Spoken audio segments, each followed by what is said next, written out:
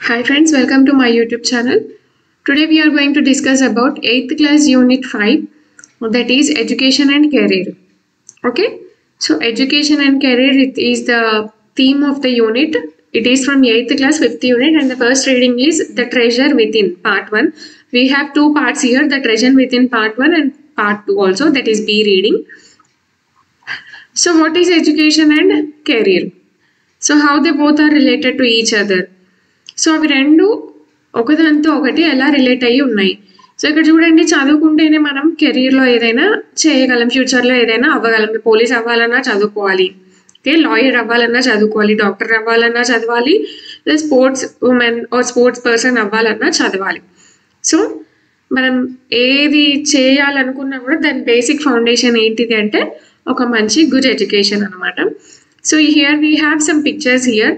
So వీళ్ళు చాలా ఒక అంబిషన్తో పైకి వచ్చి చాలా మందికి ఇన్స్పిరేషనల్గా మారిన వాళ్ళు అనమాట వీళ్ళు. So the treasure with in అంటే ఏంటిది? ట్రెజర్ అంటే ఏంటిది? యాక్చువల్గా ట్రెజర్ అంటే నిధి అనమాట, ఖజానా అంటాం మనము. సో ఖజానా అని ఇక్కడ ఎందుకు యూజ్ చేస్తున్నాం అంటే ప్రతి ఒక్కరికి వాళ్ళ వాళ్ళ ఓన్ టాలెంట్స్ అనేవి ఉంటాయి. ఓకే, సో మన లోపల మనకి ఏం టాలెంట్ ఉన్నది అది మనం బయటికి తీయాలైతే మనం లైఫ్లో ఒక ప్లేస్లో ఉంటాం, మనకు ఒక రెస్పెక్ట్ అనేది ఉంటుంది. So the treasure with in అని ఏంటిది అని అంటే మనలో ఉన్న టాలెంట్ అనమాట, మనలో ఉన్న ఒక గొప్ప నిధి. Okay, so this lesson is based on conversation between Belaraja and one news editor. Okay, Belaraja is a news editor, newspaper editor, and Hafeez Contractor. He is an architect అనమాట. ఎవరైతే మంచి మంచి బిల్డింగ్స్ ఇలాంటివన్నీ ఇంజనీరింగ్ చేసి కడతారో వాళ్ళని మనం ఆర్కిటెక్ట్స్ అంటాం. Okay, so we will read the lesson now. Read the following interview. So this lesson is based on interview. A reporter will ask questions and Mr. Hafiz contractor will give the answers for that questions. It is based on a conversation between Ms. Bela Raja, editor of Sparsh, a newsletter from the resource center, the Valley School, Bangalore, and Mr. Hafiz contractor, one of India's leading architects. So ఇందాక నేను చెప్పినా కదా మనకి architects అంటే ఎవరు అంటే engineering చేసి చాలా పెద్ద పెద్ద బిల్డింగ్స్ కట్టే వాళ్ళని మనం ఆర్కిటెక్ట్స్ అంటాం.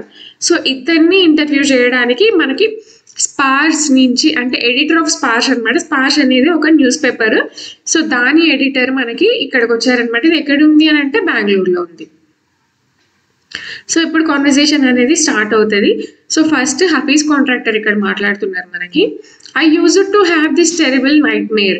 Only now, over the last 4 to 5 years, it seems to have disappeared. Nightmares అంటే బ్యాడ్ డ్రీమ్స్ అనమాట.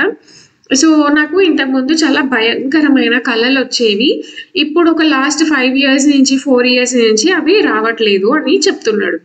సో అప్పుడు బేలరాజా మళ్ళీ ఏమడుతున్నాడు, what nightmare are you talking about and why do you think it has disappeared now? So మీకు ఎలాంటి కళలు వచ్చేవి and ఇప్పుడు ఎందుకు రావట్లేదు, అవి ఇప్పుడు ఎందుకు రావట్లేదు మీకు అని బేలరాజా అడుగుతున్నాడు. సో అప్పుడు హఫీజ్ కాంట్రాక్టర్ చెప్తున్నాడు, I used to get continuous night mares about appearing for a maths examination where I did not know anything. Now the psych must have gotten over it. I don't have to think about education and there is absolutely no time to get nightmares. So అప్పుడు Hafeez contractor ఏమని చెప్తున్నాడు అంటే, అప్పుడు నాకు maths అంటే చాలా భయం అయ్యేది. సో నేను అసలు చదువుకోకపోయేది.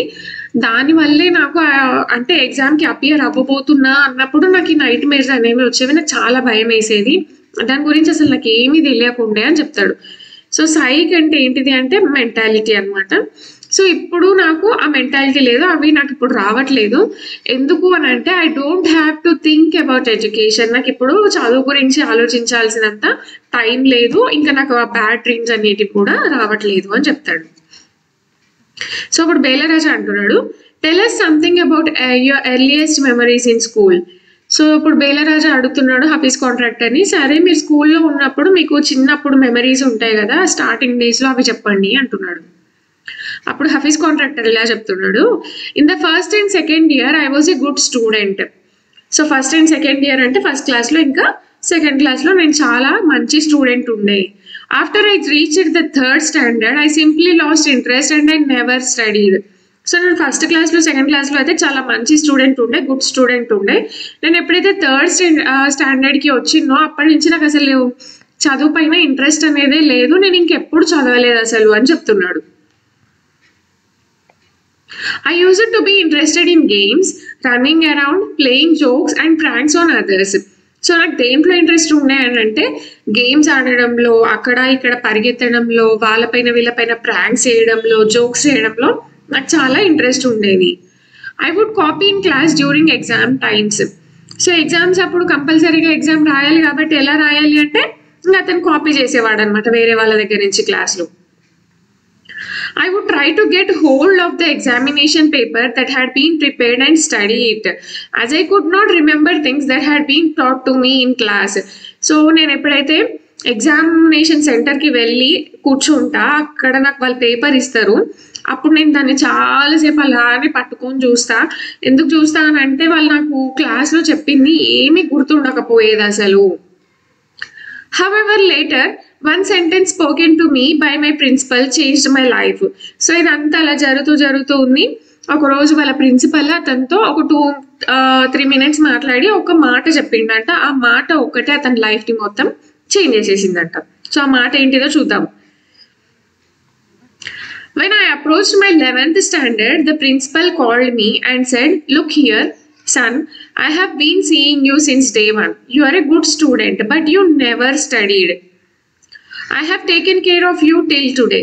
Now I can no longer take care of you, so you do it yourself." So 10th క్లాస్లో ఉన్నప్పటి వరకు మన స్కూల్లో మనం ఉంటాం, అక్కడ మనకి హెడ్ మాస్టర్ కానీ ప్రిన్సిపల్ కానీ ఉంటారు. సో వాళ్ళ అండర్లో మనం ఉంటాం. ఓకే, సో మనం చిన్నప్పటి నుంచి 10th వరకు ఒకటే స్కూల్లో చదివినప్పుడు ప్రిన్సిపల్ కంపల్సరీ మనల్ని గుర్తుపెట్టుకుంటారు. అందులో కొంచెం మంచి స్టూడెంట్స్ అయితే ఇంకా బాగా గుర్తుపెట్టుకుంటారు. సో ఇందాక మన లాస్ట్ పారాగ్రాఫ్లో అయితే నేను చెప్పిండు నేను 1st, 2nd స్టాండర్డ్స్లో చాలా గుడ్ స్టూడెంట్ ఉండే అని కదా. సో ఇక్కడ ప్రిన్సిపల్ అతని అంటే హఫీజ్ కాంట్రాక్టర్ 10th అయిపోయి అతని 11th స్టాండర్డ్కి ఎంటర్ అవుతున్నప్పుడు అతన్ని పిలిచి ఏం చెప్పిండు అని అంటే, నేను నిన్ను day 1 నుంచి అంటే నర్సరీ నుంచి అప్పర్ క్లాసెస్ నుంచి లోయర్ క్లాసెస్ నుంచి అక్కడి వరకు నేను నిన్ను చూసిన, నువ్వు చాలా గుడ్ స్టూడెంట్ ఉండే కానీ ఎప్పుడు చదవలేదు నువ్వు. కానీ ఈ రోజు వరకు నేను నిన్ను కేర్ తీసుకొని నేను నిన్ను ప్రమోట్ చేసి పాస్ చేసి ఇక్కడ వరకు అయితే నేను నిన్ను కేర్ తీసుకున్నా, కానీ ఇప్పటి నుంచి నేను ఇంకా నీకు కేర్ తీసుకోవడానికి నేను ఉండను, ఇంకా నువ్వు ఏం చేసినా నీకు నువ్వు సొంతంగా చేసుకోవాలి అని చెప్తాడు. ఎందుకంటే కంపల్సరీ ఇప్పుడు 10th అయిపోయినాక వాళ్ళు ఇంటర్ కాలేజ్కి వెళ్ళాలి కాబట్టి అక్కడ ప్రిన్సిపల్ చేంజ్ అవుతాడు, అందరు చేంజ్ అవుతారు, అక్కడ మనకు అంత కొత్త అట్మాస్ఫియర్ ఉంటుంది. సో అందుకని ఇది చెప్తున్నాడు అనమాట. He talked to me for 5 minutes. You don't have your father, your mother has worked so hard to bring you up and paid all your fees all these years, but you have only played games. So ఇంకేం చెప్తున్నాడు అంటే ఆయన నాతోని just only 5 minutes మాత్రమే మాట్లాడిండు. ఆ మాట్లాడినప్పుడు నీకు ఫాదర్ లేరు, మీ మదరే చాలా హార్డ్ వర్క్ చేసి నీకు ఫీజు కట్టి నిన్ను ఇక్కడి వరకే తీసుకొని వచ్చి చదివించింది, కానీ నువ్వు ఎప్పుడు చదవలేదు, ఎప్పుడు చూడు గేమ్స్ ఆడుతూ ఉన్నావు అని. సరే, Now you should rise to the occasion and study. So ఇప్పుడైనా అట్లీస్ట్ నువ్వు టైంని యూజ్ చేసుకొని చదువుకో. I used to be a very good sportsman. I had been the senior champion for so many years and I also was the cricket captain. I used to play every game, but that year I did not step out onto the field. So ఈ మాట చెప్పిన తర్వాత అతను ఏమంటున్నాడు అని అంటే, నేను అప్పటి నుంచి కూడా చాలా మంచి స్పోర్ట్స్ మ్యాన్ ఉండే, నేను చాలా మంచిగా ఆటలు ఆడేవాడిని, గేమ్స్ ఆడేవాడిని. ఇంకా నేను ఒక టీంకి కూడా సీనియర్ ఛాంపియన్ లాగా నేను చాలా ఇయర్స్ ఉన్నా, ఒక క్రికెట్ టీంకి నేను కెప్టెన్ లాగా ఉన్నా, నేను ప్రతి గేమ్ ఆడేవాడిని. కానీ ఆ చెప్పినప్పుడు ఆ సార్ ఎప్పుడైతే నాకు చెప్పిండో ఆ ఇయర్ మొత్తం అసలు నేను ఏ గ్రౌండ్కి వెళ్ళలేదు. I would go for prayers and all. I would do what is eat and study. I would go for prayers and all I would do was eat and study. So ఇంకా ఆ year తర్వాత నేను ఏం చేసిన అంటే just నేను దేవుడికి ప్రే చేసేవాడిని, జస్ట్ తిని ఇంట్లోనే ఉండి చదువుకునేవాడిని.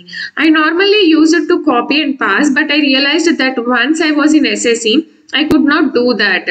సో అప్పటి వరకు అతను ఏ స్కూల్లో అయినా అంతే కదా, నార్మల్గా 9th క్లాస్ వరకు మన స్కూల్ టీచర్సే కరెక్షన్ చేస్తారు కాబట్టి మనం ఎలా రాసినా సరే కొన్ని మార్క్స్ వేసి పాస్ చేసి మనల్ని నెక్స్ట్ క్లాస్కి ప్రమోట్ చేస్తారు. కానీ 10th క్లాస్లో అలా ఉండదు, ఎందుకంటే మనం వేరే స్కూల్కి వెళ్ళి అప్పుడు పబ్లిక్ ఎగ్జామినేషన్ ఇవ్వాల్సి ఉంటుంది కాబట్టి మన పేపర్స్ ఎవరు కరెక్షన్ చేస్తారో తెలియదు, మనం పాస్ అయితే పాస్, ఫెయిల్ అయితే ఫెయిల్ ఉంటుంది. సో అప్పుడు అతనికి రియలైజ్ అయింది అనమాట. అప్పటి వరకు అతను ఏం చేసేటోడు, కాపీ చేసి పాస్ అయ్యేటోడు. కానీ అతనికి అప్పుడు ఏం రియలైజ్ అయింది అని అంటే ఇక నుంచి నేను ఇలా చేయలేను, ఇప్పుడు నేను 10th క్లాస్లో ఉన్నా, నేను ఇంక ఇలా చేయలేను అని అతను రియలైజ్ అయ్యాడు. So in this picture we can see here he's Hafiz contractor. Okay, his name is Mr. Hafiz, but he is a contractor, so we are calling him as Mr. Hafiz contractor. We'll see the lesson now. When I got a second class 50% in my SSC, my principal said, "Son, consider yourself as having got distinction. This is my memory of my school days." So ఇంకా అతను 10th class అయిపోయింది, pass అయిపోయిండు, అతనికి second class వచ్చింది. అప్పుడు మనకి divisions ఉండే అనమాట. ఇప్పుడు మనకి గ్రేడ్స్ ఉన్నాయి, ఏ గ్రేడ్, బి గ్రేడ్ అని. అప్పుడు ఫస్ట్ క్లాస్ వస్తే ఫస్ట్ క్లాస్, సెకండ్ క్లాస్ వస్తే second class.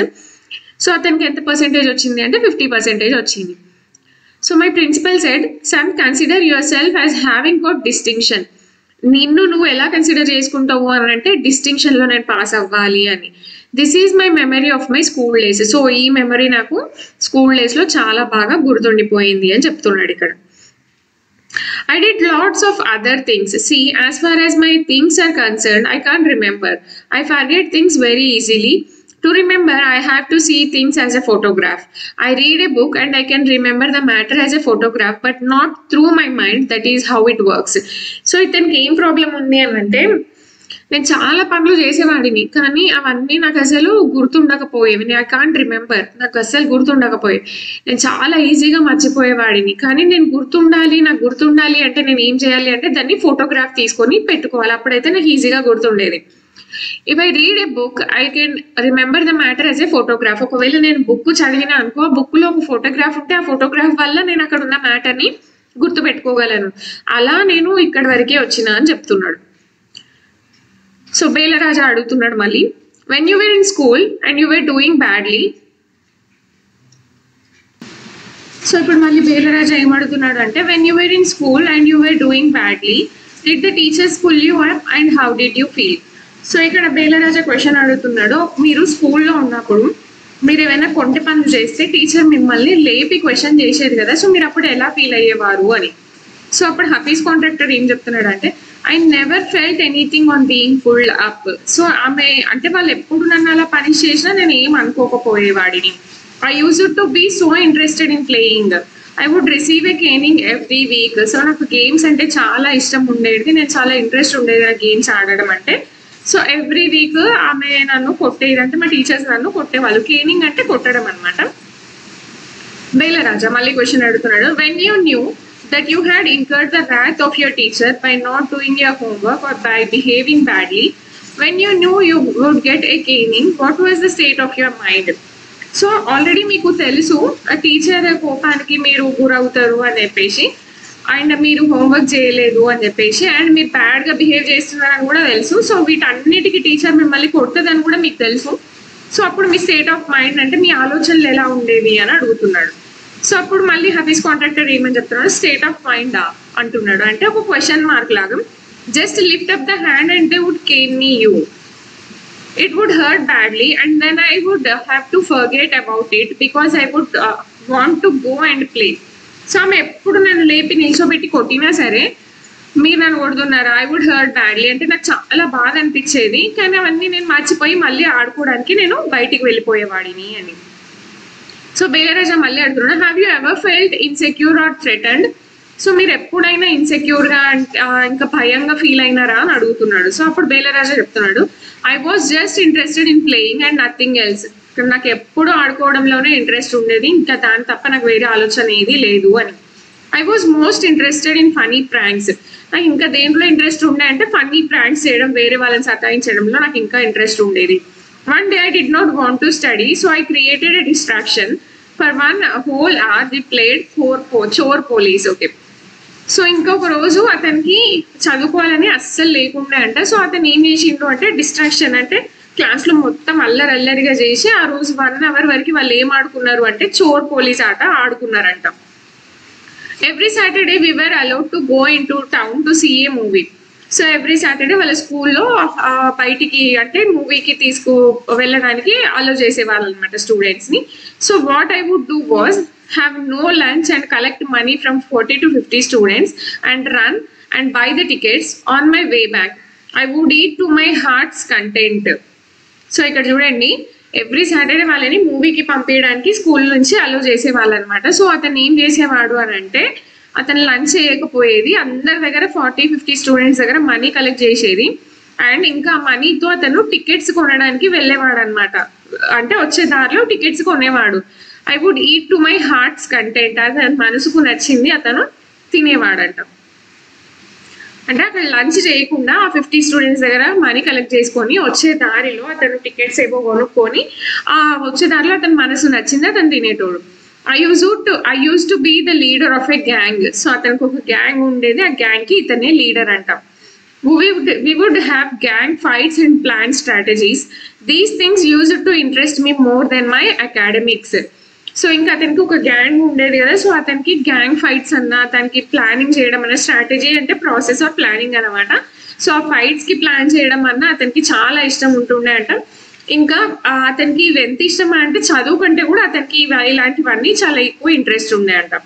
Student used to book my text books for the following year.